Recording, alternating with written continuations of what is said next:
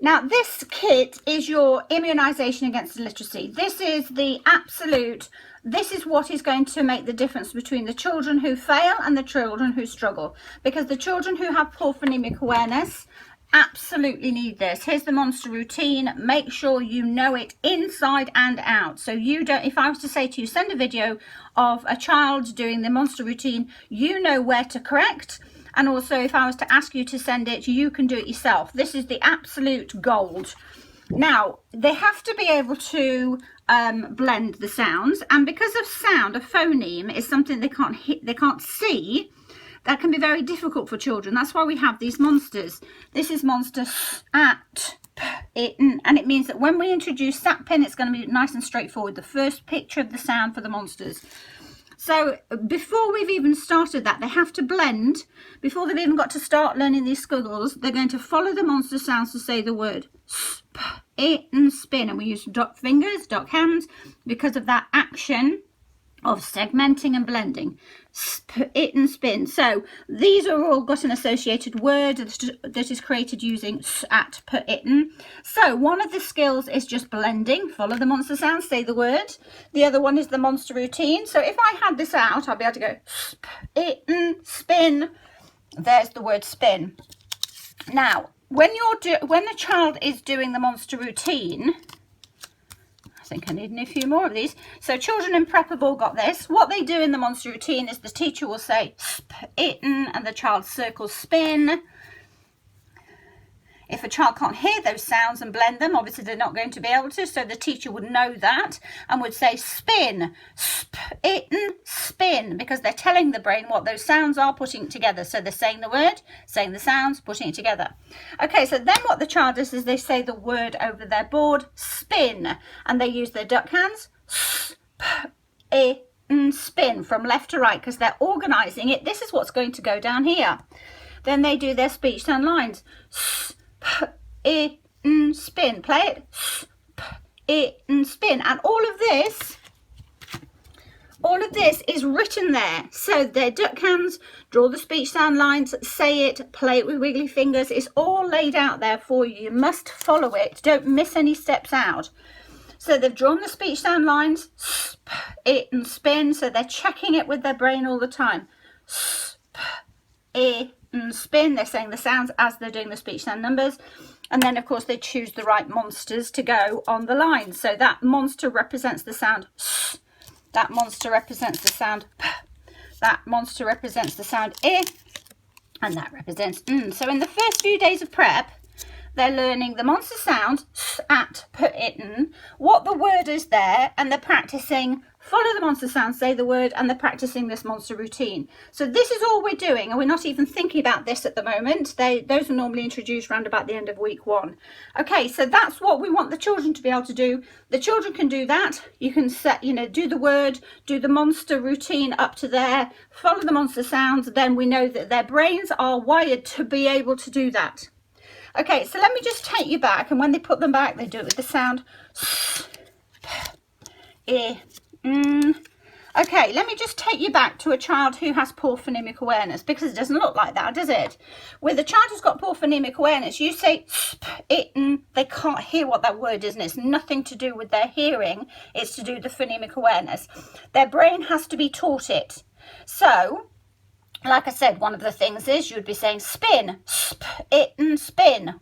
What's the word? Itten. What's the word? Keep that one. And you're trying to get the brain. And I say, when the child, you said spin, itten, spin. Itten, what's the word? It doesn't, the child is not going to just remember just because you did it 2 seconds before. But what we do is the more you do that, the easier it is for the brain, because the brain is, oh, I know what you want me to do. So when you say spin, itten, spin, you're then going to give the sounds, and I just say the words. So even if they can't actually do it, they know what you want them to do, and it's easier.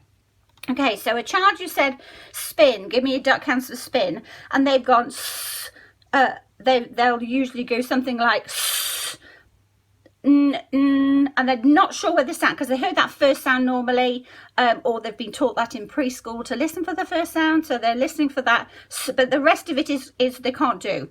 So they're doing that. So what you need to do is you need to be there, sitting there, and you need to be mirroring it. So you, is that upside down? So you need to go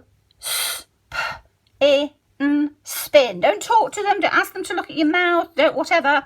Just say, so when they're here and they're not sure, you're here and you'll go spin. Do it with me. So this child here is copying you. Spin. Now can you do it on your own? Spin. And what they're doing is they're just copying you.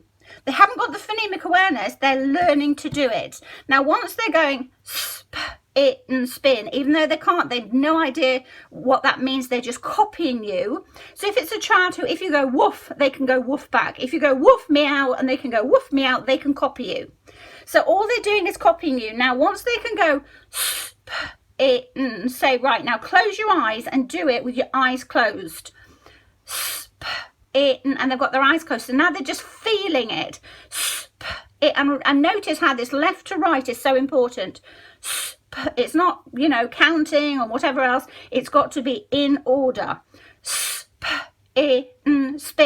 So if the child can't, they've learnt these words and whatever else, but they can't duckhand the words, you're certainly not going to do the whole monster routine. Your first thing is focus on just getting them to copy you, do it with their eyes closed, and then do it again. Now once they've done that, you can go, right, now we've gone spin. Can you do it again? Get them to do it again. Spin. Now we're going to do the speech sound lines.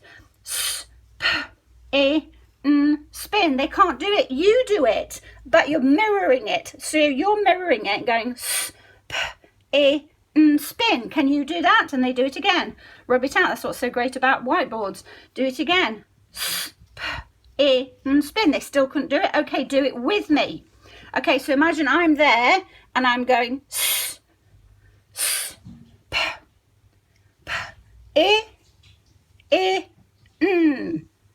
well done. Now just play it and spin, and you mirror it. Okay, let's do it over the top of it. Spin. Do you see how much I've broken it down, and we've not even put the monsters on or thought about anything about that? We're just literally teaching the brain what we're doing. Now if you do it, what I have found is that when you do this over and over, the brain goes, oh, it's part of spin, and the brain clicks, and that's where if you were to look in the brain, you've got new connections and all the rest of it. But look how I've scaffolded it. So we've got to here now, and we've got, right, speech sound numbers. So you might be mirroring it. Do it with me. Draw the number 2 and say p, and then I'm doing it there. Well done. Okay, we've got it. Let's play it and spin. Now over the top. And if you've seen, we actually have the lines as well. So we have lines for the preschoolers, because the preschoolers obviously can't do it themselves when they're 2 and 3 and to start off with. So we've got the lines that they have automatic, so they could go over the top of the lines. It depends on the child. It depends what the child needs. But if they've got to here and they go you might still be mirroring it there. Might still be mirroring it there, upside down. Let's play it again. Spin. Okay, and then this is the part that they'll be able to do, because they know the monsters, and it's just a matching game. It's just where's the p, where's the I, and where's the Okay. And it's organised. It's all scaffolded. It's there. So they haven't got to remember which goes where. It's all there. Spin. So think of all the skill, everything that we did just there, how we broke it right down. It's a skills acquisition process. But you need to be over there and you need to be mirroring it. Not lots of talking, not look up, lots of chat. What do I do? What? No, just do it. Hope that helps.